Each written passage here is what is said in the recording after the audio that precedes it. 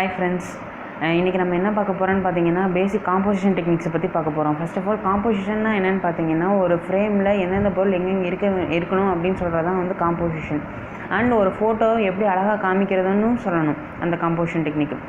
And இதில் வந்து நார்மலாகவே எல்லாத்துக்கும் வந்து ஒரு ஃபோட்டோ எப்படி அழகாக காமிக்கணுங்கிறது வந்து அது விஷயம் தெரியும். பட் சில பேர்த்துக்கு வந்து அது தெரியாது. ஸோ இந்த மாதிரி அழகாக வந்து ஒரு பொருளை காமிக்கணும் அப்படின்னா வந்து சில டெக்னிக்ஸ் இருக்குது. என்னென்ன அப்படின்னு பார்த்தீங்கன்னா rule of thirds, golden ratio, rule of odds, அப்புறம் வந்து leading lines, filling the frame within frame, அந்த மாதிரி நிறைய டைப் ஆஃப் காம்போசிஷன் டெக்னிக்ஸ் இருக்குது. ஒவ்வொரு இனி வர எபிசோட்ஸில் ஒவ்வொரு எபிசோட்லேயும் ஒவ்வொரு காம்போசிஷன் டெக்னிக்கை பற்றி பார்த்துடலாம். அண்டு இன்றைக்கி நம்ம பார்க்க போகிறது என்னென்னு பார்த்தீங்கன்னா rule of thirds. Rule of thirds அப்படின்னா என்னென்னு பார்த்தீங்கன்னா ஒரு ஃப்ரேம் இருக்குது அப்படின்னா அந்த ஃப்ரேமை வந்து 9 ஈக்குவல் பாக்ஸ், அதாவது 9 ஈக்குவல் ரெக்டாங்கிள்ஸாக வந்து பிரிக்கிறதா வந்து ரூல் ஆஃப் தேர்ட்ஸ்னு சொல்லுவாங்க. அதாவது 3 vertical line and 3 horizontal line வந்து அந்த ஒரு ஃப்ரேமை வந்து கட் பண்ணும். அப்படி கட் பண்ணும்போது பார்த்தீங்கன்னா உங்களுக்கு 9 ஈக்குவலான ரெக்டாங்கிள்ஸ் வந்து கிடைக்கும். இப்போ இந்த டெக்னிக்கை வச்சு எப்படி ஃபோட்டோ எடுக்கிறது அப்படின்னு பார்த்தீங்கன்னா, இப்போ உங்கள் சப்ஜெக்ட் வந்து எங்கே இந்த டெக்னிக்கில் உங்கள் சப்ஜெக்டை எந்த இடத்துல வச்சு ஃபோட்டோ எடுக்கணும் அப்படின்னு பார்த்தீங்கன்னா,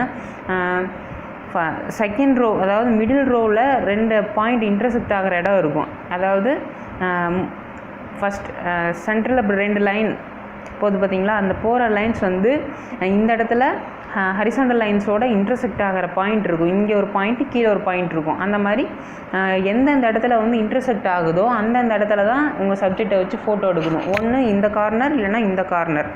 அந்த மாதிரி அந்த பாயிண்ட்டு, அந்த இன்டர்செக்ட் ஆகிற பாயிண்ட்டில் உங்கள் சப்ஜெக்டை வச்சிங்கன்னா உங்கள் ஃபோட்டோ வந்து கொஞ்சம் நீட்டாக வரும், அழகாக இருக்கும் பார்க்குறதுக்கு. அண்ட் இதை வந்து லேண்ட்ஸ்கேப் ஃபோட்டோகிராஃபிக்கும் யூஸ் பண்ணுவாங்க.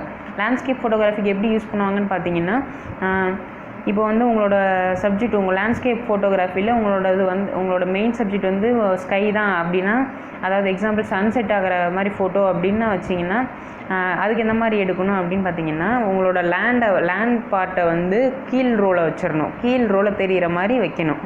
அண்ட் மிச்சம் இருக்கிற 2 ரோலையும் வந்து உங்களோட ஸ்கை இருக்கணும்.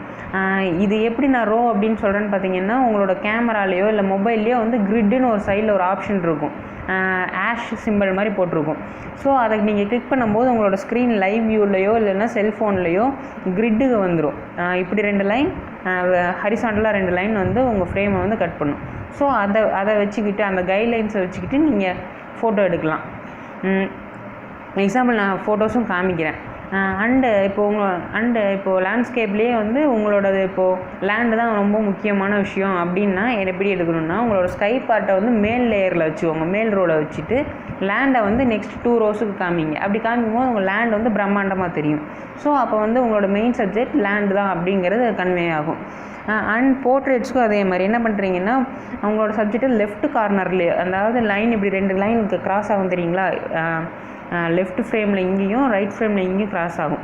அந்த இடத்துல நீங்கள் லெஃப்ட்டில் வச்சு எடுக்கணும் அப்படின்னா இந்த லைன் கிட்டே நீங்கள் வச்சு எடுத்திங்கன்னா ஃபோட்டோ நல்லாயிருக்கும். அதே மாதிரி இந்த பக்கமும் வச்சு எடுக்கலாம்.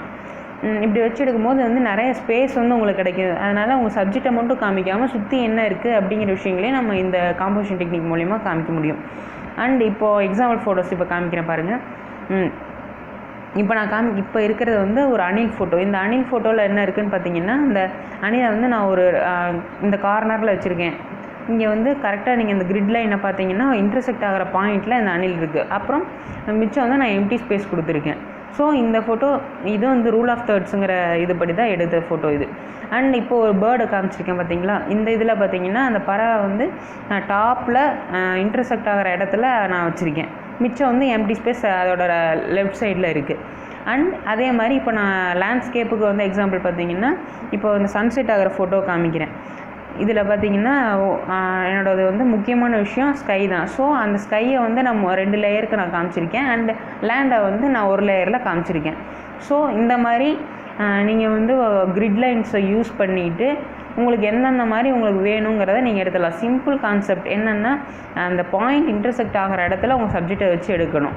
ஒன்று இந்த கார்னர் இல்லை அந்த கார்னரில் வச்சு எடுக்கலாம். இதே லேண்ட்ஸ்கேப் அப்படின்னா ஒன்று டாப் லேயரை வந்து எம்டியாக விட்டுருங்க, மிச்ச 2 லேயரில் உங்கள் சப்ஜெக்டை ஃபில் பண்ணுங்கள். அதே மாதிரி உங்களோட ஸ்கை தான் இம்பார்ட்டன்ட் அப்படிங்கும்போது கீழ் லேயரில் லேண்டை வைங்க, மேலே 2 லேயரில் ஸ்கையை காமிங்க. இந்த மாதிரி இதுக்கு மட்டும்தான் ஸ்கையும் மற்ற இதுக்கு மட்டும்தான் அப்படின்லாம் இல்லை. உங்களுதில் எது ரொம்ப முக்கியமோ அதுக்கு நீங்கள் நிறைய ஸ்பேஸ் கொடுங்க. அதே மாதிரி